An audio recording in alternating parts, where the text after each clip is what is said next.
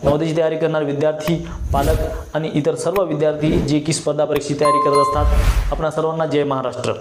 सर्वप्रथम मी आपणा सर्वांना सांगू इच्छितो की नवोदय परीक्षा ही एक स्पर्धात्मक परीक्षा आहे आणि ग्रामीण भागातील गरजू विद्यार्थ्यांसाठी ही परीक्षा एक वरदानच ठरलेली आहे। या नवोदय परीक्षेच्या एंट्रन्स एक्झाम मधून आपल्याला नवोदय शाळेमध्ये प्रवेश मिळत असतो। तर हे गोष्ट अनेक पालक लोकांना माहित नाही। ह्याच्यामधल्या बऱ्याचशा गोष्टी पालक लोकांना माहित नाहीत। त्या सर्व गोष्टी मी एक दिवस इथे तुम्हाला सांगणार आहे, त्या स्पष्ट करून देणार आहे आणि त्याचा विद्यार्थ्यांना किती फायदा होऊ शकतो हे सुद्धा एक दिवस मी तुम्हाला व्यवस्थित सांगणार आहे। ज्याप्रमाणे शहरी भागातील विद्यार्थ्यांसाठी नवोदयच्या क्लासेसची भरपूर सुविधा तयार होते, परंतु ग्रामीण भागातील विद्यार्थ्यांसाठी ही सुविधा अपुरी पडते। त्यामुळे अनेक विद्यार्थी मागे राहतात। तर लक्षात असू द्या, 75% विद्यार्थी ग्रामीण भागातले निवडले जात असून सुद्धा ग्रामीण भागात आजही नवोदय बद्दल व्यवस्थित माहिती नाही। नवोदय म्हणजे काय आहे भरपूर लोकांना आजही व्यवस्थित माहित नाही। तर त्यासाठी मी तुम्हाला थोडंसं आज सांगत आहे। ह्यासाठी एक्स्ट्रा माहिती जी आहे, जास्तीची माहिती जी आहे मी तुम्हाला वेगळ्या व्हिडिओमध्ये सांगेन। तर मला इथे एकच गोष्ट सांगायची आहे की विद्यार्थी जेव्हा 5वीत येतात ना, तेव्हा त्यांना नवोदयच्या परीक्षेला बसवा। भलेही ते पास हो नाही हो ते पुढची गोष्ट असते, पण नवोदयच्या शाळेला लावण्याचा प्रयत्न करा आणि त्यासाठी अभ्यास हा खूप महत्त्वाचा असतो। नवोदयच्या परीक्षेत जे आहे गणित हा सगळ्यात महत्त्वाचा पार्ट आहे। बुद्धिमत्ता चाचणीचा विषय हा विद्यार्थी खूप इझिली सोडवू शकतात। त्यानंतर पॅसेजमध्ये सुद्धा त्यांना थोडं मेहनत घेण्याची गरज आहे आणि मॅथ्समध्ये तर सर्वात जास्त मेहनत घेण्याची गरज आहे। तर विचार केल्यास कोणत्याही स्पर्धा परीक्षेत गणित हा एक मूळ विषय आहे आणि त्याला पक्के करणे खूप गरजेचे आहे आणि हा विषय जर ज्याचा पक्का झाला तर तो कोणती स्पर्धात्मक परीक्षा ही कव्हर करू शकतो किंवा क्रॅक करू शकतो असं म्हणायला हरकत नाही। आणखी एक सांगायचं म्हणजे हे नवोदयची जी परीक्षा आहे ह्याच्यामध्ये सिलेबस हा थोडा हाय लेवलचा असते। तर मला काही प्रमाणात असं लक्षात आलेलं आहे की पोलीस भरतीचा जो सिलेबस असतो, तलाठी भरतीमध्ये जसे काही प्रमाणात गणित येतात तशा प्रकारचे भरपूर गणित तुम्हाला नवोदय परीक्षेत पाहायला मिळतात। तर अशा विद्यार्थ्यांनी जर नवोदय परीक्षेची तयारी केली तर त्यांना भविष्यात कोणत्याही स्पर्धा परीक्षेमध्ये अवघड जाणार नाही। तर इतर स्पर्धात्मक परीक्षेची तयारी करणारे विद्यार्थी असतील तर त्यांनाही मी सांगू इच्छितो, तुम्ही जर सुरुवातच केली असाल कोणत्याही स्पर्धा परीक्षेसाठी तर तुम्ही स्कॉलरशिप किंवा नवोदय ह्याच्यामध्ये जे प्रश्न येतात गणिताचे खास करून त्याच्यावरही तुम्ही भर दिला पाहिजे, कारण अशा प्रकारचे प्रश्न हे तुम्हालाही येत असतात। तर नवोदय शाळेचे फायदे काय काय असतात हे मी तुम्हाला एका वेगळ्या व्हिडिओमध्ये नक्कीच सांगेन, पण आज मी तुम्हाला इथे फक्त आज झालेल्या पेपरचे विश्लेषण म्हणजे गणित ह्या विषयाचे तुम्हाला स्पष्टीकरण देणार आहे आणि तो विषय किती आपण सोप्या पद्धतीने सोडवू शकतो, त्याच्यामध्ये कोणकोणते टॉपिक असतात हे तुम्हाला ह्या व्हिडिओतून लक्षात येईल। तर विद्यार्थी मित्रांनो, माझ्याकडे मराठी मीडियमचा बी सेट आलेला आहे आणि ह्याच्यामध्ये प्रश्न संख्या 41 पासून 60 पर्यंत म्हणजे गणिताचे प्रश्न 41 पासून 60 पर्यंत याचे तुम्हाला मी स्पष्टीकरण देणार आहे। तर तुम्ही व्यवस्थित पाहून घ्या, ह्याच्यामध्ये गणित किती सोपे असतात किंवा अवघड जरी असले तरी किती सोप्या पद्धतीने आपण काढू शकतो, ठीक आहे, ते तुम्हाला व्यवस्थित लक्षात येईल। आणि ह्याच्यामध्ये जास्त काही असे अवघड नसतात, तर 1-2च गणित तुम्हाला थोडेसे अवघड देतात। तर ह्याच्यामध्ये शिकवलेल्या सर्व 20 प्रश्नांपैकी एकूण जवळपास 17 ते 18 प्रश्न हे मी शिकवलेल्या भागावर आलेले आहेत आणि दरवर्षीची ही गोष्ट असते। दरवर्षी जर बघितलं तर सर्व प्रश्न हे सिलेबसवरच असतात, म्हणजे 16, 17, 18 हे रिपीट होणारच। फक्त एवढं की त्याच्यामधले क्वेश्चनचे थोडासा विषय बदलतील किंवा त्याच्यामधले संख्या बदलतील, नंबर्स बदलतील, ह्या गोष्टी बदलून तुम्हाला देत जातील आणि 1-2 क्वेश्चन मध्ये काहीतरी एक्स्ट्रा माहिती मिसळून आणि काहीतरी वेगळं बनवून म्हणजे विद्यार्थ्याला थोडं गोंधळून टाकण्यासाठी काही असे प्रश्नही बनवू शकतात। तर तसे 1-2च प्रश्न असतात जे की थोडे अवघड असतात, बाकी जे सगळे प्रश्न असतात ते खूप सोपे असतात। ते तुम्ही आता समजून घेऊ शकता आणि समजल्यानंतर तुम्हालाही समजेल की नवोदय परीक्षा किती सोपी असते, फक्त त्याचा अभ्यास करणे सगळ्यांसाठी गरजेचं आहे। तर आपण पहिल्या क्वेश्चनकडे म्हणजे या प्रश्नपत्रिकेतल्या 41व्या प्रश्नाकडे वळूया।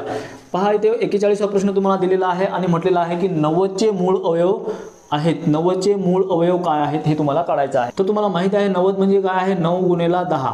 ओके, तर 9 म्हणजे काय, 3 गुणिला 3 आणि 2 गुणिला 5 म्हणजे होते 10। ठीक आहे, 3 त्रिक 9 आणि 5 दुनी 10, तर हे 10, 9, 90 हे ह्याचे मूळ अवयव आहेत। म्हणजे काय, ह्या संख्येला अजून कोणत्याही संख्येने आपण भाग देऊ शकत नाही, अशा संख्येला आपण मूळ संख्या म्हणतो। तर हे मूळ अवयव झाले, पण तुम्हाला ऑप्शन मध्ये बघा असा ऑप्शन कुठे दिसत आहे का, कुठेच नाही। पण तुम्हाला एक असा ऑप्शन दिलेला आहे, 2 सगळ्यात पहिले दिलेला आहे, त्यानंतर 3 दिलेला आहे आणि हे 3 किती वेळा आहे, 2 वेळा आहे, म्हणून त्याचा पॉवर तुम्हाला 2 दिलेला आहे। पहा किती सोपा आहे। आणि त्यानंतर शेवटी 5 दिलेला आहे आणि असा प्रश्न पहा तुम्हाला ऑप्शन सी मध्ये दिसत आहे। पहा किती सोपा आहे, ठीक आहे। ह्यानंतर पुढचा प्रश्न पहा 42व्या प्रश्नामध्ये काय म्हटलेलं आहे, 4, 2 आणि 0 आणि 7 ह्या सर्व अंकापासून तयार होणाऱ्या मोठ्यात मोठी आणि छोट्यात छोटी जी आहे संख्या, ज्या संख्या बनतात त्यांच्यातील तफावत म्हणजे तुम्हाला फरक विचारलेला आहे। तर ह्या संख्येपासून सगळ्यात पहिले तुम्ही मोठ्यात मोठी संख्या बनवा। त्यासाठी सगळ्यात मोठी संख्या तुम्हाला सर्वात पहिले लिहावं लागेल, त्यानंतर त्याच्याहून छोटी, त्यानंतर त्याच्याहून छोटी आणि त्यानंतर सर्वात छोटी असं लिहिल्यानंतर पहा ही सगळ्यात मोठी संख्या बनली। ह्याच्यापासून तुम्ही ह्याच्याहून मोठी संख्या नाही बनवू शकत। तर आता इथे छोटी संख्या बनवायची आहे, तर तुम्ही इथे झिरो नाही घेऊ शकत, कारण झिरो जर घेतलं तर ही 3 अंकी संख्या तयार होईल. आपल्याला 4ही अंक दाखवता आले पाहिजे अशी छोटी संख्या बनवायची आहे. म्हणून झिरो सोडून इतर कोणती छोटी संख्या आहे ते तुम्हाला इथं घ्यावं लागेल. त्यानंतर लागत तर तुम्ही झिरो घेऊ शकता, त्यानंतर 4 घ्या आणि त्यानंतर मोठ्या संख्या अशा वाढवत चला. तर ही झाली सर्वात छोटी संख्या. तर याच्यातली तफावत तुम्हाला विचारलं आहे, म्हणजेच काय मायनस करायचं आहे तुम्हाला. तर यातून मायनस करा. 10तून 7 गेले 3 राहिले, तर इथं ह्याचा कॅरी द्या. 11तून 4 गेले तर इथं 7 राहतील आणि परत इथं 3 आणि इथं 7तून 2 गेले तर इथं 5 राहतील. पहा 53, 73 हे उत्तर तुम्हाला कोणत्या पर्यायात दिसत आहे? सी पर्यायामध्ये दिसत आहे. पहा किती सोपे प्रश्न आहे. त्यानंतर 43वा प्रश्न पहा. हा प्रश्न तुम्हाला थोडाफार गोंधळून टाकू शकतो, पण हा खूप सोपा प्रश्न आहे. फक्त इथं तुम्हाला जे पॉईंट आहे त्याचं ॲडजस्टमेंट करता आलं पाहिजे. तर मी ते गणित इथं एकदा लिहितो. 43व पहा, इथे 94 32 भागिले इथं 1.25 असं दिलेलं आहे. तर बरोबर इथं 7 5 4 5.6 असं दिलेलं आहे. पहा इथे भागाकार चिन्ह दिलं होतं, पण मी ह्या फॉर्ममध्ये लिहिलो, कारण आपल्याला सोडवायला ह्या फॉर्ममध्ये लिहिल्यानंतर सोपं जाईल. ठीक आहे. तर इथं पहा तुम्हाला काय विचारलेलं आहे? 9.432 भागिले 12.5 बरोबर किती येणार हे तुम्हाला विचारलेलं आहे. पहा इथं बरोबर बघा, इथे दोन्ही संख्या समानच आहेत. म्हणजे इथं काय येणार? 7 5 4 5 6 तर येईलच, कारण इथली संख्या बदलली का? नाही. फक्त इथं काय बदललेलं आहे? पहा इथं पॉईंट बदललेला आहे. हा पॉईंट कुठे गेला? इकडे गेला. आणि इथं जे पॉईंट नव्हता तेव्हा इथं पॉईंट कुठे असते? इथं असते. तर हा पॉईंट इथून म्हणजे इथं 3 घर इकडे आणलेला आहे. त्यासाठी काय करायचं असते? बघा हा पॉईंट तुम्हाला 1 2 3 घर इकडे आणायचा आहे. त्यामुळे तुम्हाला इकडल्या साईडला वरतच 3 झिरो वाढवावं लागतील. 1 लिहून त्याच्यावर 3 झिरो वाढवायचे आहेत. त्यानंतर इथं पहा पॉईंट कुठे होता? 1 आणि 2च्या मधात होता. तर इथून पॉईंट कुठे गेला? 2 आणि 5च्या मधात. तर इथला पॉईंट इथून पॉईंट इथं गेला, म्हणजे इथं आला म्हणजे काय? तर ह्याचा झिरोही आपण वरी देऊ. तर ह्याचे एक रूल्स आहेत. आपण जर डावीकडे जात असेल, पॉईंट घेऊन जर डावीकडे जात असेल तर त्याच लाईनमध्ये झिरो वाढवावं लागतात. आणि पॉईंट जर उजवीकडे नेत असेल तर त्याच्या अपोजिट लाईनमध्ये आपल्याला झिरो वाढवावं लागतात. तर इथे पहा डावीकडे नेलं म्हणून इथं आपण झिरो त्याच्याच लाईनमध्ये वाढवलेला आहे. पण इथं पहा उजवीकडे वाढवलं म्हणून ह्याची अपोजिट लाईन कोणती आहे? वरची, म्हणून आपण इथं झिरो वाढवले. तर आता काय करायचं? इथे जे 10,000 आहे ना, ह्याला तुम्हाला इकडे घेऊन जावं लागेल. पण इथं पहा इथं पॉईंट आहे, मी विसरलो होतो, ते बरोबर लिहा. आणि आता ह्या 10,000ला तुम्ही इकडे घेऊन जा, म्हणजे 7 5 4 5 6 इथं पॉईंट आधीचाच आहे. आणि ह्याला इकडे आणल्यामुळे काय होईल? 1 2 3 आणि हे 4 हे खाली येईल नंबर. ठीक आहे. आता ह्या 4 झिरोच्या बदल्यात आपण काय करू शकतो? ह्या पॉईंटला 4 घर इकडे न्या. 1 2 3 आणि 4 तर इथं पॉईंट येईल. म्हणजे काय येईल? ह्याला आपण सरळ म्हणू शकतो 0.7545 पहा किती सोपं आहे. भेटला आन्सर. कोणत्या पर्यायामध्ये दिलेला आहे? 43चं ऑप्शन तुम्हाला 0.75456 0.75456 हे पहा आपल्याला बी मध्ये दिलेला आहे. पहा किती सोपा आहे. त्यानंतर 44वा प्रश्न पहा. हा सुद्धा खूप सोपा दिलेला आहे. पहा तुम्हाला काय करायचं? इथे सगळे एवढे सारे नंबर दिलेले आहेत. तर ह्याच्यामध्ये तुम्हाला फक्त पॉईंटच्या खाली पॉईंट व्यवस्थित लावायचे आहेत. म्हणजे कसं करायचं? पहा इथं 1.1 दिलेला आहे, त्यानंतर 1.01 1.01 त्यानंतर दिलेला आहे परत 1.001 म्हणजे 001 त्यानंतर परत 0.1 वेळा 0 आणि 1 त्यानंतर 11 बघा पॉईंटच्या आधी आहे म्हणून बरोबर इकडेच लिहायचं आहे. पॉईंटच्या खाली पॉईंटच लिहायचा आहे आणि परत इथं 0.1 त्यानंतर शेवटी पहा 1 हे पॉईंटच्या अलीकडे आणि 1 0 0 आणि 1 हे तुम्हाला पॉईंटच्या पलीकडे दिलेले आहेत. तुम्हाला ज्या संख्येच्या खाली काहीच दिलेलं नाही तुम्ही तिथे झिरो घेऊ शकता. कुठेही झिरो घेऊ शकता. जिथे तुम्हाला काही दिलेलं नाही तिथे झिरो घेतल्यानं काहीच हरकत नाही. तुम्ही इथेही घेऊ शकता. पहा ओके, कारण तुम्हाला बेरीज करायला सोपं जाईल म्हणून हे सांगितलं. ठीक आहे. तुम्ही इथेही झिरो देऊ शकता. आता तुम्ही बेरीज करून घ्या. इथं काहीच नाही म्हणजे काय? झिरो आहेत आणि इथे 1 आहे म्हणजे 1च. इथं परत 1च येईल. इथं 1 2 3 इथं ॲडिशन केलं तर 3 येईल आणि इथं 1 आणि 1 2 त्यानंतर पॉईंट जसा तसा 1 2 3 4 5 इथं 5 लिहा. परत इथं 1 2 आणि इथं 1 125.2311 बघा 125.2311 हे तुम्हाला 44व्या प्रश्नामध्ये सी मध्ये भेटते. पहा किती सोपं आहे. एवढं सोपे गणित येतात ना तुम्हाला की तुम्ही हे आरामशीर सोडवू शकता. फक्त तुम्हाला खूप प्रॅक्टिस करावं लागेल. एवढी मेहनत घेतल्यानंतर तुम्ही ही परीक्षा आरामशीर क्रॅक करू शकता. कारण नवोदय एक्झाम खूप सोपी असते, फक्त तुम्हाला मेहनतीची गरज असते आणि अशी शाळा भेटली म्हणजे किती छान होईल. आता पुढचा प्रश्न पहा. हा सुद्धा खूप सोपा दिलेला आहे. 45वा प्रश्न आहे. तुम्हाला इथं म्हटलेलं आहे भागाकाराच्या एका प्रश्नात जर भाजक 51 भागाकार 16 आणि बाकी जर 27 आहे तर भाज्य बरोबर किती आहे असं म्हटलेलं आहे. तर तुम्हाला एक सूत्र माहिती आहे काय असते? भाज्य बरोबर काय असते? भाजक गुणेला भागाकार. ठीक आहे. आणि अधिक बाकी हे त्याचं सूत्र असते. तर ह्या सूत्रामध्ये जर तुम्ही सगळे व्हॅल्यू भरले तर तुम्हाला आरामशीर हे उत्तर येऊन जाईल. तर पहा भाजक किती आहे तुम्हाला 51 दिलेला आहे, त्यानंतर भागाकार दिलेला आहे तुम्हाला 16 आणि बाकी आहे तुम्हाला दिलेले 27. तर सगळ्यात पहिले या दोघांचा तुम्ही गुणाकार करा. म्हणजे पहा आता 16 1 16 हातचा 1 16 पंचे 80 आणि 1 81 आणि 81 मध्ये हे 27 मिळवा म्हणजे किती होईल 6 6 12 आणि 1 13 1 1 2 2 4 आणि हे 8 843. पहा कोणत्या पर्यायामध्ये दिलेला आहे तुम्हाला हा 45 उत्तर आहे पर्याय ए मध्ये 843. पहा किती सोपा आहे. तर आता पुढचा प्रश्न पहा. पुढच्या प्रश्नामध्ये काय म्हटलेलं आहे, पुढील पैकी कोणती संख्या नेहमी प्रत्येक मूळ संख्येचा अवयव असते. बघा कोणत्याही मूळ संख्येचा अवयव कोणती संख्या असते हे तुम्हाला विचारलेलं आहे. पहा तुम्हाला इथं पर्याय ए मध्ये तुम्हाला 1 दिलेला आहे आणि हेच उत्तर आहे. ते का आहे ते पहा. तुम्हाला पर्याय बी मध्ये 2 दिलेला आहे. ठीक आहे, ही मूळ संख्या आहे पण ही प्रत्येक मूळ संख्येचा अवयव असेल का, ही फक्त 2चाच अवयव असेल ना, बरोबर आहे. अजून एक पर्याय तुम्हाला असं डी म्हणून दिलेला आहे, तिथे 7 आहे. ही सुद्धा एक मूळ अवयव आहे पण ही स्वतःचाच मूळ अवयव असेल ना, दुसऱ्याचा तर नाही. आपल्याला काय म्हणत आहे, अशी एक संख्या शोधायची आहे जे की प्रत्येक संख्येचा एक अवयव असले पाहिजे, प्रत्येक मूळ संख्येचा अवयव. तर 1 हा प्रत्येक मूळ संख्येचा अवयव असते का, कारण 2 पहा इथं 1 आहे इथं 1 आहे. तुम्ही कोणतीही मूळ संख्या घ्या प्रत्येक वेळा तुम्हाला 1 मिळणार म्हणजे मिळणार, कारण मूळ संख्येला अजून कोणत्याही दुसऱ्या संख्येनं डिवाइड करता येत नाही किंवा भाग देता येत नाही. आलं लक्षात. आता 47वा प्रश्न पहा. हा सुद्धा तुम्हाला खूप सोपा प्रश्न दिलेला आहे. इथे तुम्हाला दिलेला आहे 20.09 आणि 2.5. तर ह्याला साध्या अपूर्णांकात म्हणजे सोपे अपूर्णांक बनवा म्हणत आहे. तर काय करायचं आहे, तुम्हाला पहिले त्याला पॉईंट काढायचा आहे. तुम्हाला तर माहिती आहे प्रत्येक संख्येचा छेद हा 1 असतो, तर 1 लिहिलं मी. त्यानंतर पॉईंट काढायचा आहे 20.0925. पॉईंट काढण्यासाठी पहा किती डिजिट आपण उजवीकडे चाललो, 1 2 3 4 4 डिजिट चाललो तर खाली आपल्याला 4 झिरो वाढवावं लागतील. ठीक आहे, तर पहा शेवटी 25 आहे. दुसरी गोष्ट इतर 100 आहे आणि इकडे झिरोच आहेत म्हणून आपण 25 भाग देऊ शकतो. त्यासाठी ही मोठी संख्या आहे तर आपण इकडे भाग देऊ. पहा इथं 200 आणि 925 ह्याला 25 भाग द्या म्हणजे 25 8 200 होतात. त्यानंतर इथं 9 खाली घेतले तर 9 येत नाही म्हणून इथं 0, परत 2 खाली घ्या 25 3 75.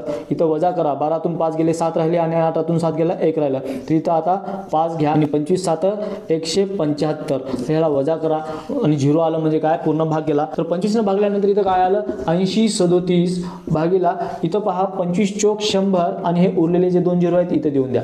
ठीक आहे, तर ऑप्शन मध्ये तुम्हाला हे दिलेलं आहे का, कारण ह्याला अजून सिम्प्लिफाय करता येत नाही, अजून भाग देता येत नाही, अजून अशा कोणत्या संख्या तुम्हाला इथे मिळणार नाहीत जे की ह्याला भाग जाईल. तर आन्सर सी मध्ये तुम्हाला ह्याचं उत्तर दिलेलं आहे. तर ह्या झाला आपलं उत्तर. त्यानंतर 48वा प्रश्न. हा तर खूप सोपा प्रश्न आहे. पहा मी इथे एकदा लिहितो म्हणजे तुम्हाला समजायला सोपं जाईल. इथं 8 वजा इथं तुम्हाला दिलेला आहे 18.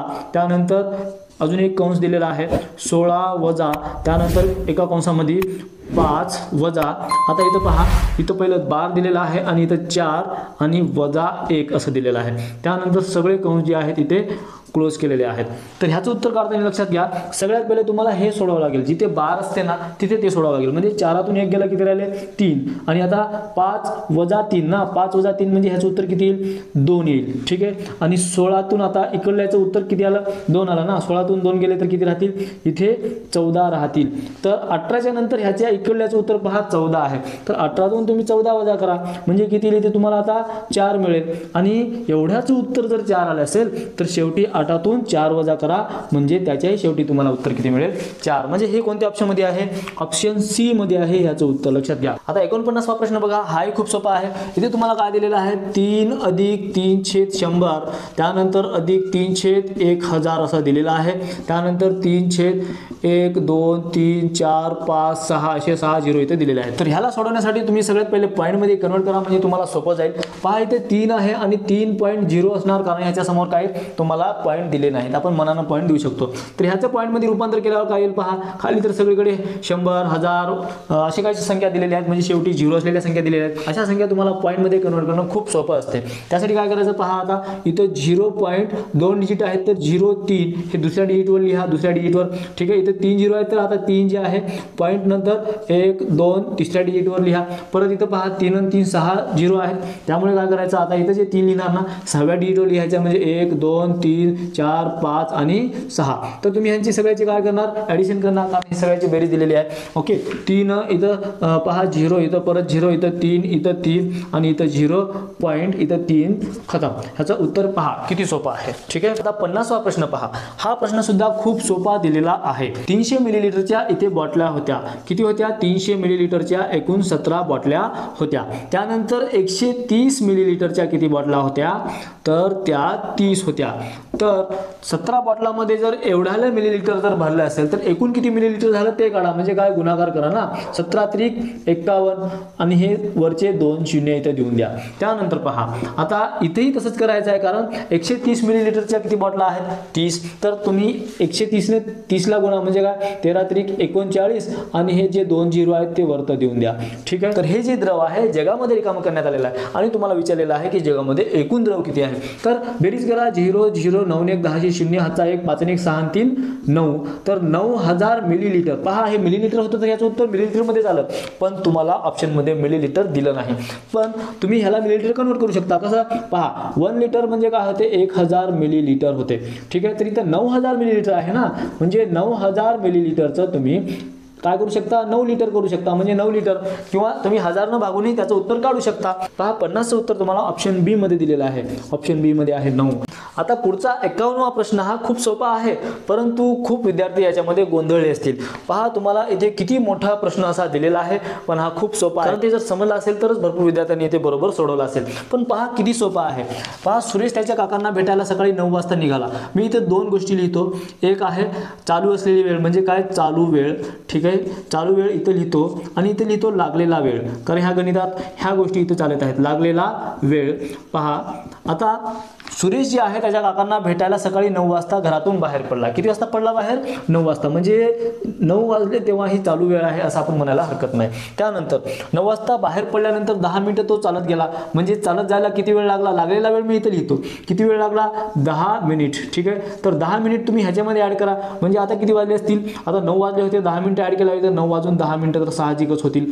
ठीक आहे, 9 वाजून 10 मिनिटं. पहा सकाळचा टाइम दिलेला आहे उत्तर हे तुम्हाला. त्यानंतर इथे तुम्हाला म्हटलेलं आहे की 1 तास 5 मिनिटे बसमधून गेला. बघा लागलेला वेळ 1 तास आणि 5 मिनिटे. ओके, पहा लागलेला आहे म्हणजे त्याला बसमधून जायला 1 तास 5 मिनिटं लागलेला आहे. म्हणून आता ही वाली वेळ जी आहे याच्यातही ऍड करा. बरं 9 तास होते आधी, आता 1 ऍड केल्यावर किती वाजले असतील, 10. त्यानंतर 10 आणि 5 15 मिनिटं त्याला लागले. त्याचा टाइम जे आहे 10 वाजून 15 मिनिटं झालेला आहे असं म्हणायला हरकत नाही. त्यानंतर शेवटी पहा 15 मिनिटे चालत तो काकाच्या घरी गेला. 15 मिनिटे अजून चालत गेला, कोणाच्या घरी, काकाच्या घरी. तर काय करा ह्याच्यामध्ये याला ऍड करा, म्हणजे अजून किती वेळ लागला, 15 मिनिटं लागल्यामुळे 10 वाजून इथे 30 मिनिटे झाले. ह्या वेळेपर्यंत पहा 10:30 वाजले. ओके, एवढं तर समजलं ना. आता पहा तो त्यांच्या घरी 30 तास 20 मिनिटे, तो त्यांच्या घरी 3 तास 20 मिनिटे थांबला. पहा इथे किती वेळ लागला, 3 तास 20 मिनिटे. तर ह्याच्यामध्ये ह्याला ऍड करा. ठीक आहे, तर 30 आणि 20 50 मिनिटं होतील आणि 10 आणि 3 13 होतात. पण 13 म्हणजे काय, 1 वाजले, कारण 12च्या नंतर 1 वाजतात ना, 10च्या नंतर 11 12 आणि 1, तर इथं 1 लिहिलेलं आहे, म्हणजे दुपारचे 1 वाजून इथं 50 मिनिटं झालेले आहेत. आणि शेवटी काय म्हटलेलं आहे, मजेदार गोष्ट तर इथेच आहे. इथे काय म्हटलं शेवटी की संध्याकाळी 3:30 वाजता तो घरी परतला. पहा संध्याकाळी 3:30 वाजता तो घरी परतला. इथेच एक मोठी गोंधळण्याची गोष्ट होऊ शकते, कारण तुम्हाला इथं ही चालू वेळ दिलेली आहे, तर काय विचारलेलं आहे, परतीच्या प्रवासात त्याला किती वेळ लागला. आता मला सांगा 1 वाजून 50 मिनिटं झाले तेव्हा तो तिथून निघाला असं म्हणायला हरकत नाही, आणि आता 3 वाजून 30 मिनिटाला तो घरी परतला, म्हणजे काय, हा शेवटचा टाइम आहे. तर तुम्हाला इथला टाइम किती लागला त्याला परत यायला, इथला टाइम काढायचा आहे. पहा मग काय करणार, शेवटचा टाइम वजा 1.50 तुम्ही करा. ठीक आहे, म्हणजे 1 वाजून 50 मिनिटे करा. पण 30 मिनिटातून 50 मिनिटं जात नाहीत, त्यामुळे आपण काय करू, ह्याचा 1 तास तिकडे देऊ, म्हणजे 3चा आपण 2 करू आणि 1 तासाच्या बदल्यात तिकडे लिहू. पण ही तासाची लाईन नाही, मिनिटाची आहे ना, तर या 1 तासाला आपण 60 मिनिटं लिहू शकतो. पण आपल्याला आता 50 कशामधून काढायचं आहे, ह्या दोघांच्या बेरजेतून, कारण 60 आणि 30 किती मिनिटं होतात, 90. मग 90 2तून 50 मिनिटं गेले, इथं राहिले 40, त्यानंतर 2तून 1 गेला, 1 राहिला, म्हणजे 1 तास 40 मिनिटं त्याला परतीच्या प्रवासाला लागले. असं ह्याचं उत्तर येते. तर हे उत्तर तुम्हाला पहा ऑप्शन सी मध्ये दिलेलं आहे. पहा किती सोपं आहे, फक्त थोडं कन्फ्यूज करू शकता. आता पुढचा प्रश्न पहा. हा प्रश्न तुम्हाला थोडासा अवघड दिलेला आहे, कारण अशा छोट्या विद्यार्थ्यांना असा प्रश्न सोडवणं म्हणजे थोडं अवघड जाते. तर 52व्या प्रश्नामध्ये तुम्हाला म्हटलेलं आहे, एक दुकानदार 1 रुपयाच्या 5 चॉकलेट्स विकत घेतो आणि 1 रुपयाच्या 4 चॉकलेट या दराने विकतो. ठीक आहे. एकूण 125 रुपयांचा फायदा करून घेण्यासाठी तो किती चॉकलेट्स विकतो, इथे आपल्याला विचारलेलं आहे. तर इथे शेवटच्या वाक्यामध्ये तुम्हाला म्हटलेलं आहे 125 रुपयांचा जर फायदा त्यांना करून घ्यायचा असेल तर एक्स चॉकलेट विकतो असं आपल्याला म्हणायला हरकत नाही. ओके. त्यानंतर पहा तुम्हाला इथं काय म्हणलेलं आहे, एक इथं विकत घेतो म्हणजे काय, इथं खरेदी किंमत आहे. ही काय आहे, खरेदी किंमत. सगळ्यात पहिले खरेदी किंमत आहे. पहा जर ते एक्स चॉकलेट घेत असतील एकूण, तर आपण काय करू, आता 1 रुपयाचे जर 5 चॉकलेट विकत असतील तर आपण एक चॉकलेट केवढ्याला होईल, एक चॉकलेट जे आहे एक्सच्या 1/5 म्हणजेच काय, 1/5 एवढ्या रुपयाला मिळेल. ही झाली याची खरेदी किंमत. ह्याचप्रमाणे आपण विक्री किंमत काढू शकतो. ठीक आहे. तर आता विकण्याची गोष्ट आपल्याला दुसऱ्या वाक्यात बोललेला आहे, म्हणजे काय, 1 रुपयामध्ये जर 4 चॉकलेट विकतो म्हणत आहे, तर एक चॉकलेट जर विकायची असेल तर त्याला किती रुपये लागतील, म्हणजे x गुणेला 1/4 असं करा, म्हणजे 1/4 हे उत्तर येईल. तर हे काय झालं, विक्री किंमत झाली. ठीक आहे. ही विक्री किंमत. आणि तुम्हाला माहित आहे नफा दिलेला आहे ना, नफा किती दिलेला आहे, 125 म्हणजे फायदा दिलेला आहे. जर याचं सूत्र माहित आहे तुम्हाला, नफा बरोबर काय असते, विक्री किंमत वजा खरेदी किंमत. ठीक आहे. विक्री किंमत वजा खरेदी किंमत हे सूत्र असते. ठीक आहे. आणि असंही सूत्र माहित नसलं तर आपल्याला समजते नफा कधी होते, विक्री किंमत मोठी असल्यावरच. ठीक आहे. तर नफा जे आहे तुम्हाला ह्यांना 125 रुपयाचा करून घ्यायचा, म्हणून आपण इथे 125 रुपये लिहू. आणि विक्री किंमत आपण इथं काढलं 1/4 वजा खरेदी किंमत जी आहे 1/5. आता ह्याला सोडवा, तुम्हाला उत्तर भेटून जाईल. काय होईल पहा, 5x आणि वजा 4x. ओके. त्यानंतर 5 × 20 होईल. आणि आता इथं 125, तर 20ला इकडे आणा, 125 गुणेला 20 हे गुणाकारात येईल. आणि 5तून 1 गेला आणि 5तून 4x गेले म्हणजे x राहतील. ठीक आहे. तर 5तून 4 गेला 1 म्हणजे x राहिला.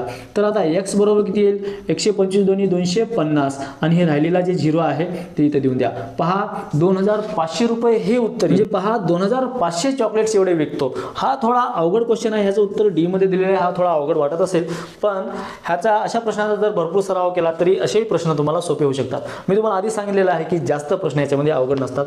1-2 प्रश्न, 2-3 जास्तीत जास्त किंवा 1-2च प्रश्न याच्यामध्ये अवघड असू शकतात. आता पुढचा प्रश्न पहा. हा तर खूप सोपा प्रश्न आहे आणि अशा प्रश्नाचा सराव भरपूर वेळा झालेला आहे. तरी तुम्हाला 4 आकृत्या दिलेल्या आहेत. पहिल्या आकृतीमध्ये तुम्हाला असं 10 आणि 18 दिलेला आहे. दुसऱ्या आकृतीमध्ये तुम्हाला इकडे 14 आणि इथेही 14 दिलेला आहे. तिसऱ्या आकृतीमध्ये तुम्हाला कसं दिलेलं आहे पहा, इथं 12 आणि इथं 16 दिलेला आहे. आणि चौथ्या आकृतीमध्ये तुम्हाला असाच आयत दिलेला आहे आणि इथं 17 आणि इथं 11 दिलेला आहे. सगळे जे अंतर दिलेले आहेत ते सेंटीमीटर मध्ये दिलेले आहेत.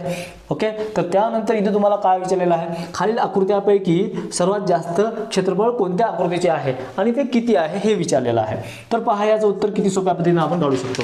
तुम्हाला माहित आहे क्षेत्रफळ काढायचं म्हटलं तर काय, तुम्हाला एक उभी आणि एक आडवी साईड जी असते ना त्यांचाच गुणाकार करायचा असते. तर ह्यांचा गुणाकार करा. ह्यांचं सूत्र आहे लेंथ इंटू ब्रेथ, म्हणजे लांबी गुणिले रुंदी हे आयताच्या क्षेत्रफळाचं सूत्र आहे. म्हणून प्रत्येक 2 संख्येचा गुणाकार करा. 18 × 18 म्हणजे 180 येईल ह्याचं. ठीक आहे. त्यानंतर 14 × 14 म्हणजे ह्याचा वर्ग तर पाडच असायला पाहिजे 196. ठीक आहे. त्यानंतर ह्याचं 16 दोन्ही 32, हातचे 3, 16 × 16, 17, 18, 19 म्हणजे 192 आलेला आहे.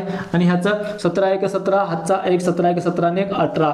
आता पहा या चौघा मध्ये कोणाचं क्षेत्रफळ सर्वात जास्त आलेलं आहे, पहा ह्या आकृतीचं सर्वात जास्त क्षेत्रफळ आलेलं आहे. म्हणजे इथे तुम्हाला असे दिलेले आहे ABCD. तर बी नावाची जी आकृती आहे ती पहा कोणत्या ऑप्शन मध्ये दिलेलं आहे, ऑप्शन बी मध्ये दिलेले आहे. आणि चौकोन बी म्हणून 196 हे याचं उत्तर राहील. पहा किती सोपा आहे. तर ह्याच्या पुढचा प्रश्न पहा. 54व्या प्रश्नामध्ये म्हटलेलं आहे इथं 33/40 मधून काय वजा करायचं म्हणजे तुम्हाला 11/40 मिळेल. तर सरळ सरळ काय करा, 33/40 मधून इथे 11/40 जे आहे ना ते वजा करा, बस तुम्हाला उत्तर मिळून जाईल. ओके. 3तून 1 गेला 2 राहिला, 3तून 1 गेला 2 राहिला आणि इथं 40. आता ऑप्शन मध्ये आहे का, ऑप्शन मध्ये तुम्हाला ते कुठंच दिसत नाही. मग घाबरू नका. आता ह्याला सिम्प्लिफाय करायचं आहे, कारण सिम्प्लिफाय केल्याशिवाय ऑप्शन मध्ये कसं भेटणार आहे, कारण हे 2 आहे हे 0 आहे म्हणजे 2च्या पाड्यात येणार आहेत, म्हणजे 2 ने डिवाइड होणारे नंबर आहेत. तर ह्याला डिवाइड केलं जर 2 न तर आपल्याला उत्तर मिळेल. काय मिळेल, 11 मिळेल, बे एक बे आणि त्यानंतर बे दोन्ही 4 आणि हे 0. 11/20 हे ह्याचं उत्तर राहील. पहा ऑप्शन ए मध्ये दिलेलं आहे. किती सोपं आहे. तसं तर काही उत्तर आपण हे तोंडीच काढू शकतो, फक्त एवढंच की समजावण्यासाठी इथे तुम्हाला कॅल्क्युलेशन मी करून दाखवत आहे. तर आता 55वा प्रश्न पहा. हा सुद्धा विद्यार्थ्यांना खूप अवघड वाटू शकतो, पण हा खूप सोपा प्रश्न आहे. तर काय म्हटले पहिले ते समजून घ्या. एका चौरसाकार बागेची बाजू 50 मीटर आहे.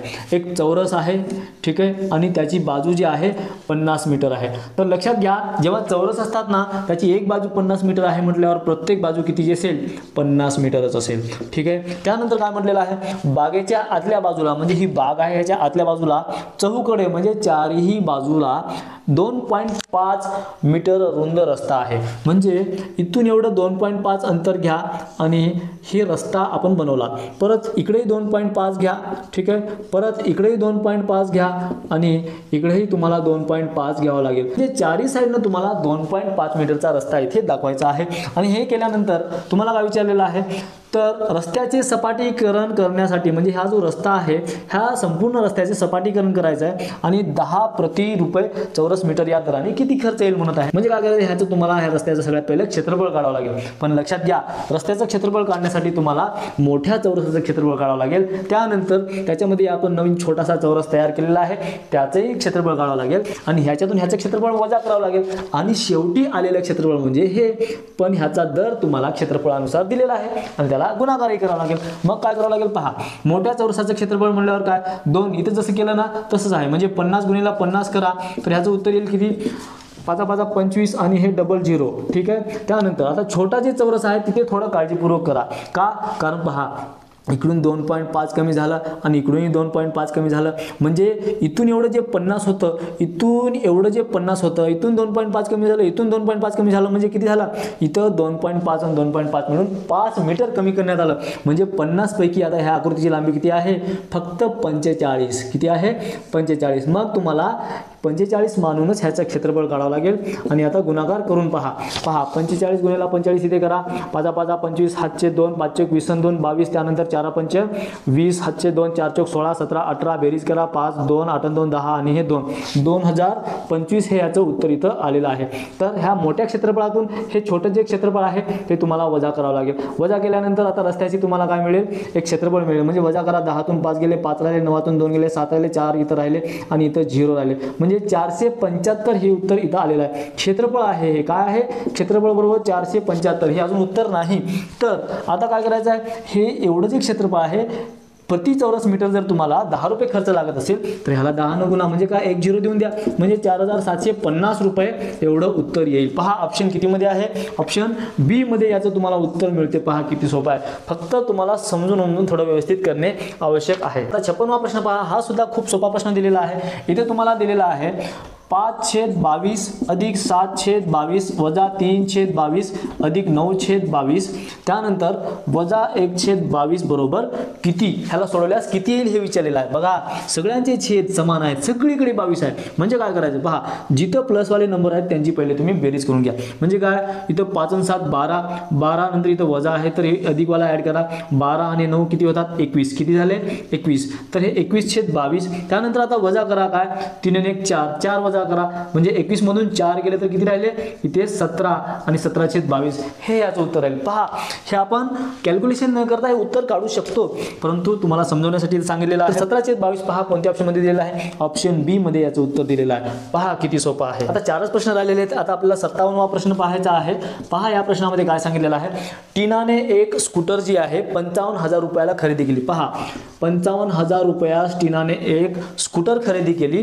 त्यानंतर तिने त्याच्या दुरुस्तीवर 3,400 रुपये खर्च केले. म्हणजे एकूण किती रुपये लागले, 3,400 लिहा इथे, 0 0 आणि 4 इथं 3, 3,400. पहा तिनं खरेदी केली एवढ्याला, पण वरून तिला पैसे एवढे लावावे लागले ना, त्यामुळे एकूण खर्च काढा तिचा पहिले.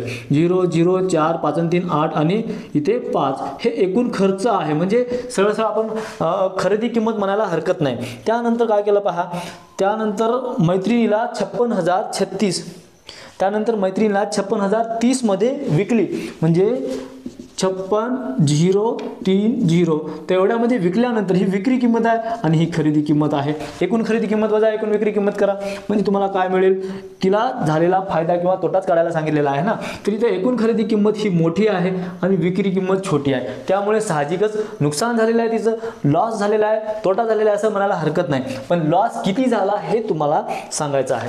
तर इथं मायनस करून घ्या. 0 10तून 3 गेले 7 राहिले, 3 राहिले, इथं 8तून 6 गेले 2 राहिले, म्हणजे 2370 पहा कोणत्या ऑप्शन मध्ये दिलेला आहे. ऑप्शन ए मध्ये दिलेला आहे, बी मध्ये दिलेला आहे. पण मी काय म्हटलेलं आता, तर खर्च इथं जास्त झाल्यामुळे काय झाला, तोटा. तर 2370 सोबत तोटा कोणत्या ऑप्शन मध्ये लिहून आहे, ऑप्शन ए मध्ये लिहून आहे. मी ह्याचं उत्तर राहील ऑप्शन ए मध्ये.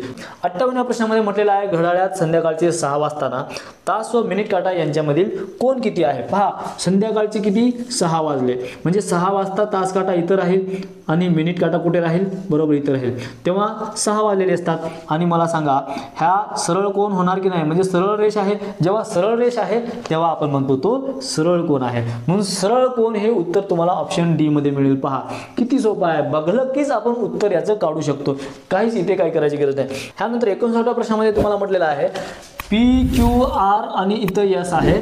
तर ह्यांनी सोडवलेल्या प्रश्नांची संख्या स्तंभालेखात दाखवलेली आहे. म्हणजे P न 4 प्रश्न सोडवले, Q न 6 सोडवले, R न 10 सोडवले आणि S न 8 सोडवले असं तुम्हाला माहिती दिलेली आहे. तर ह्याच्यावर उत्तर काढायचं आहे. स्तंभालेखाच्या आधारे हे शोधा की Q आणि R ने मिळून, पहा Q आणि R ने मिळून म्हणजे बेरीज, यांनी मिळून सोडवलेल्या प्रश्नांची संख्या ही P आणि S ह्या दोघांनी मिळून सोडवलेल्या प्रश्नांपेक्षा कितीने जास्त आहे. म्हणजे काय करायचं, ह्याच्या दोघांच्या प्रश्नांची संख्या आणि ह्याच्या दोघांची प्रश्नांची संख्या हे एकत्र करून एका संख्येतून दुसऱ्याला वजा करायचं आहे. तर एवढंच काम करायचं आहे. फरक काढायचा म्हणजे काय करायचं आहे, वजा करायचा आहे. तर तुम्ही काय करा, Q आणि R कुठे आहे, Q आणि R पहा, Q ने किती प्रश्न सोडवले, 6, R ने किती सोडवले पहा इथे 10, 10 6 16, त्यानंतर P ने किती सोडवले 4, त्यानंतर S ने सोडवले आहेत 8, 8 आणि 4 12.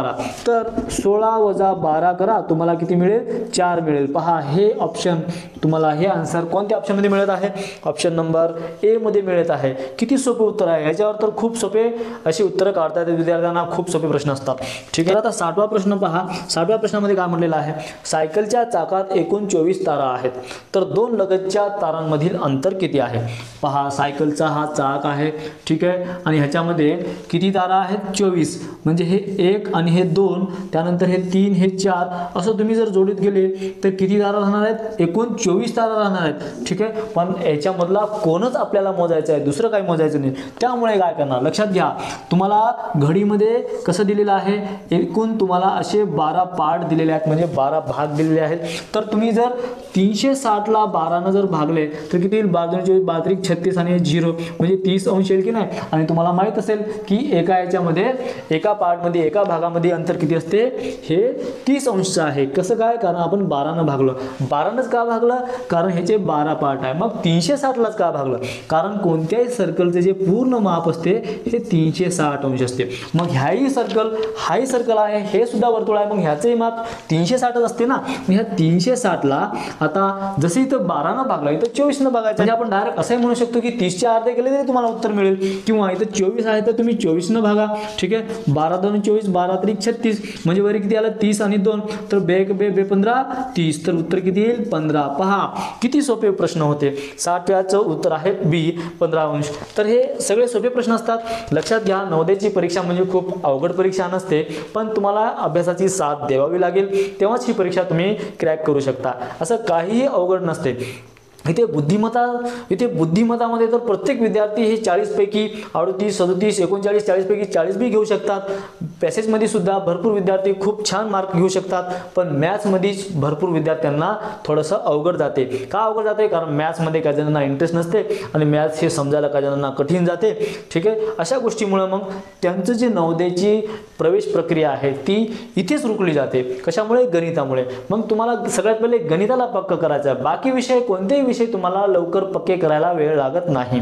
फक्त गणित एक असा विषय आहे, जर ते तुम्हाला खूप चांगल्यानं पक्का करायचं असेल तर त्याचे कन्सेप्ट, त्यांचे बेसिक्स आपल्याला व्यवस्थित समजून घ्यावे लागतात. तर ते बेसिक तुम्हाला समजून घेणे खूप आवश्यक आहे. तर अनेक विद्यार्थी जर नवोदयचे प्रिपरेशन करत नसतील तर आपल्या आजूबाजूला जे 5वीत जाणारे विद्यार्थी आहेत, ते 4थीत जाणारे विद्यार्थी आहेत, त्यांना आधीपासूनच ते 5वीत गेल्यानंतरच अभ्यासाला लागावं असंही काहीच नाही. ते आधीपासूनच अशा परीक्षेच्या तयारीला लागले पाहिजे. त्यातून ते छोटे छोटे जर ते समजा जर 4थीमध्ये आहेत तर छोटे छोटे एक्झाम्पल ते आरामशीर सॉल्व्ह करू शकतात. ठीक आहे, तशी काही प्रक्रिया ते राबवली की त्यांना 5वीमध्ये आल्यानंतर काही गणित हे मोठे मोठे असलेलेही त्यांना सोपे जातील. ठीक आहे, आता माझा अनुभव आहे, कारण मी असे भरपूर विद्यार्थ्यांना शिकवलेले आहे आणि काही विद्यार्थी आपल्या हातून घडलेले आहेत, काही नवोदय शाळेमध्ये गेलेले आहेत, हे मला माहिती आहे. त्यामुळे मी तुम्हाला सांगत आहे, अशी काही अवघड एक्झाम नाही, पण तुम्हाला खूप म्हणजे चांगल्यानं मेहनत घ्यायची आहे. 1 वर्ष तुम्ही शाळेमध्ये जे शिकता त्याच्यापेक्षा थोडंसं 1 वर्ष जर नवोदयकडे भर दिलं तर तुमच्या शाळेतलाही अभ्यासक्रम, गणिताचा जे शाळेतला अभ्यासक्रम असते त्याच्यापेक्षा समोरचाही अभ्यासक्रम इथे कंप्लीट होते. 2-4 पाऊल पुढे गेल्यानेच इथे राहता. इथे भरपूर विद्यार्थी शाळेमध्ये लागले तर चांगली गोष्ट, नाही लागले तरी मी एवढं बघितलेलं आहे की अनेक विद्यार्थ्यांमध्ये एक वेगळं टॅलेंट तयार होते. काही विद्यार्थी मी ते नवोदय शाळेला लावलेला आहे आणि काही विद्यार्थी हे भलेही शाळेला लागले नसतील परंतु ते एवढे टॅलेंटेड झाले आहेत ना, त्यांचे कॅल्क्युलेशन बघून कधी कधी मी सुद्धा थक्क होतो. तर हे तुम्हीही करू शकता. पण अशा स्पर्धेच्या युगामध्ये, स्पर्धेच्या जगामध्ये तुम्हाला ह्या स्पर्धा परीक्षा, प्रत्येक स्पर्धा परीक्षेमध्ये तुम्हाला भाग घेता येणं खूप गरजेचं आहे. कारण तुम्हाला याचा आजच फायदा नाही, कारण तुम्ही जेव्हा मोठे होसाल नंतर अजून मोठ्या एक्झाम द्यायला लागसाल किंवा नोकरीसारख्या स्पर्धा परीक्षेचे एक्झाम तुम्ही द्यायला लागसाल, तेव्हा तुम्हाला अशा परीक्षा खूप अनुभव दिलेले असतात, तुम्हाला टॅलेंटेड बनवले असतात, तुम्हाला मदत झालेली असते. ह्याची मदत झालेली असेल आणि ही कन्फर्म मी सांगत आहे, ही गोष्ट तुम्हाला नक्कीच फायद्याची ठरेल. त्यामुळे आजूबाजूला जर कसे विद्यार्थी असतील ते जर अशा परीक्षेपासून दूर राहत असतील तर त्यांना जवळ करा.